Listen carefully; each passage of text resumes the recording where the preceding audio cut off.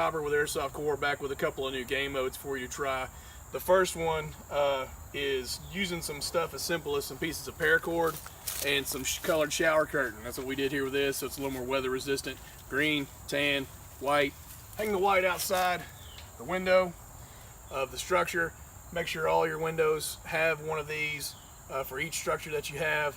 The guys have to come inside the structure. From inside, they take the neutral color down and put their color out the window, green or tan, whatever it may be.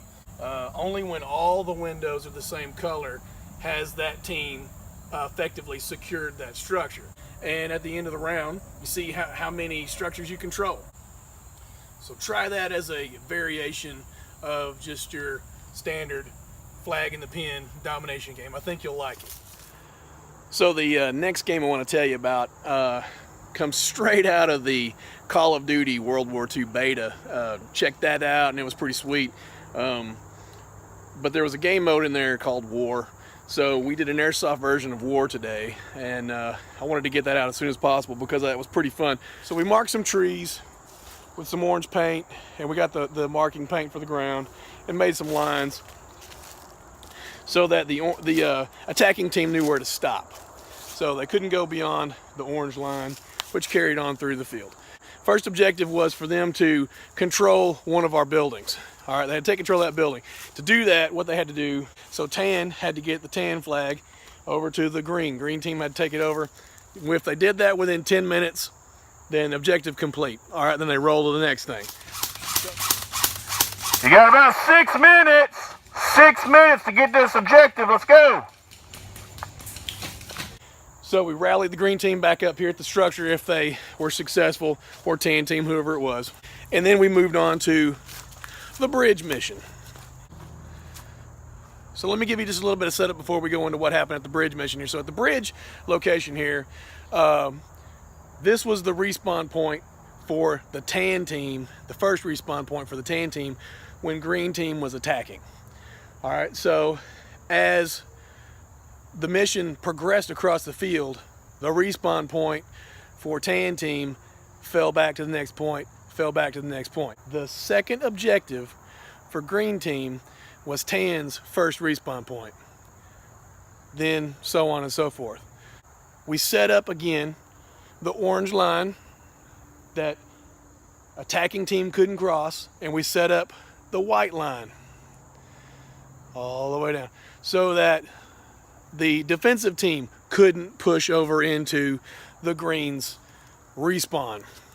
So what the attacking team had to do was take their stack of cones and 1, 2, 3, 4, 5, 6, 7 on that side, and then 7 on this side to build a bridge across. We allowed one player to put their hands on one cone at a time. So they could take the first cone, place it, go back to the second cone, place it, and so on and so forth, building that bridge across the street. Good coordinating, watch for bush. Hey, buddy, buddy. The bridge is half built. The bridge is halfway built. Come on, we're covering you,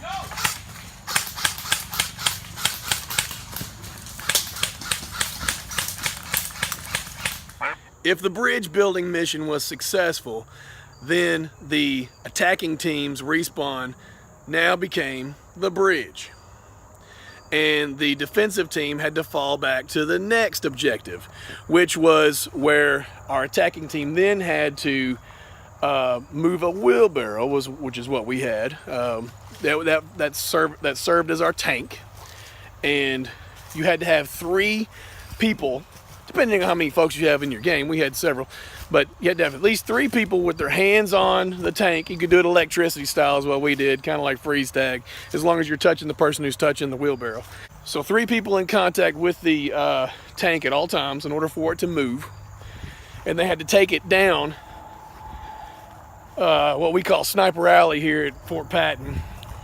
They had to start down at this outbuilding, the outpost, and then travel up Sniper Alley and get the wheelbarrow, the tank, to the Eagle's Nest.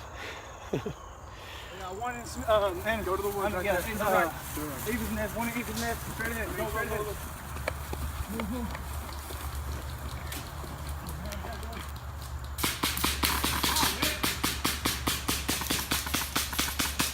All right, you can't move till you got 3 on it.